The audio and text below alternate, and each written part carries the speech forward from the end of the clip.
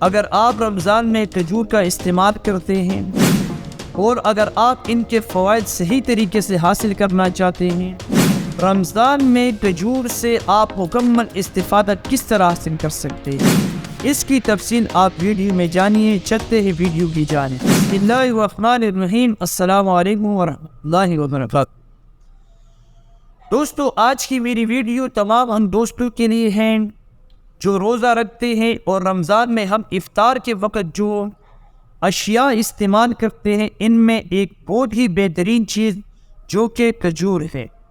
کھجور یعنی نرم کھجور جو ہم استعمال کرتے ہیں، یہ کھجور اللہ کے فضل و کرم سے ایک اللہ کی طرف سے ایک نعمت ہے۔ اس نعمت سے ہم مستفید کس طرح ہو سکتے ہیں؟ ہم نے جو افطاری کرنی ہے، سب سے پہلے ہم نے روزہ کھجور کے ساتھ افطار کرنا ہے، کیونکہ یہ سنت نبی صلی اللہ علیہ وسلم ہے۔ روزہ افطار ہم نے جو کرنا ہے وہ ہم نے کھجور سے کرنا ہے، تاکہ سنت پر عمل ہو جائے اور سنت کا ثواب ہمیں مل جائے۔ دوسری بات کہ جو میرے دوست جسمانی تھکاوٹ کی شکار ہیں، جو میرے بچے، جو میرے بزرگ جسمانی تھکاوٹ کی شکار ہیں، تو رمضان میں چونکہ کھجور عام ہم استعمال کرتے ہیں گھروں میں فروٹ کے ساتھ، تو آپ دیگر فروٹ سے زیادہ توجہ کھجور پر دیں۔ وہ بچے جو سوگڑے کے شکار ہیں، وہ بچے جو دبلے اور پتلے ہیں، جن کا جسم کمزور رہتا ہے، ہر وقت سستی رہتی ہے انہیں، وہ میرے دوست، وہ میرے بچے، وہ میرے جوان، وہ میرے بوڑھے اور بڑے سب جو ہیں کھجور کا استعمال کریں۔ جن کا بی پی ہائی نہیں رہتا وہ ضرور کھجور کا استعمال کریں۔ اس سے کیا ہوگا کہ آپ کو ایک قوت ملے گی۔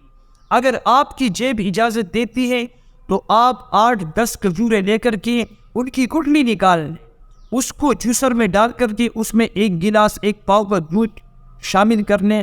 شامل کرنے کے بعد آپ اس میں اگر تھوڑی چینی ملانا چاہے، شہد ملانا چاہے، گڑ ملانا چاہے تو ملا سکتے ہیں۔ آپ اس کا جوس بنائیں، میل شیک بنائیں، اس کا استعمال کریں۔ آپ کا روزہ بھی افطار ہو جائے گا، سنت پر بھی عمل ہو جائے گا، اور انشاءاللہ آپ اس سے بھرپور استفادہ حاصل کر سکتے ہیں۔ آپ کی صحت کو بھی یہ طاقت دے گا۔ رمضان میں کھجور کا استعمال کرنا یہ انتہائی فائدہ مند چیز ہے، لیکن یاد رہے جو میرے عزیز معدے کے مریض ہیں، جنہیں اس قسم کی چیزیں، چھوارے، کھجوریں، ہیوی قسم کی چیزیں ہضم نہیں ہوتی ہیں، وہ قطعاً اس طرف نہیں آئے، وہ اس سے دور رہنے کی کوشش کرے۔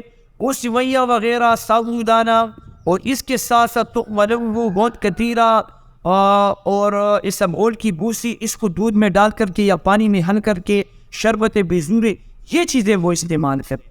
انشاءاللہ اس سے آپ کا مسئلہ حل ہو جائے گا۔ امید کرتا ہوں کہ ویڈیو آپ کو پسند آئی ہوگی۔ مجھے اپنی دعاؤں میں یاد کیجیے۔ السلام علیکم ورحمۃ اللہ وبرکاتہ۔